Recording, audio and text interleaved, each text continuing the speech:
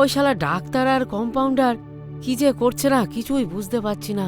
না কোনো গরু মারতে পারছে, না কোনো ছাগল মারতে পারছে। এইভাবে আমার সংসারটা কি করে চলবে বলো? হ্যাঁ, ঠিক। আর টাকা যদি কামাতে না পারি তাহলে আর এই জীবনটা রেখে কি লাভ?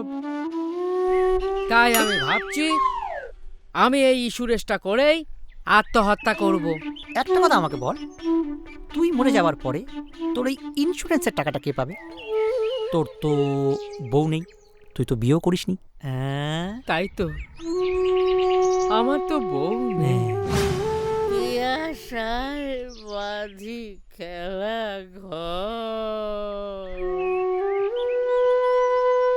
বেদনা বালু চর।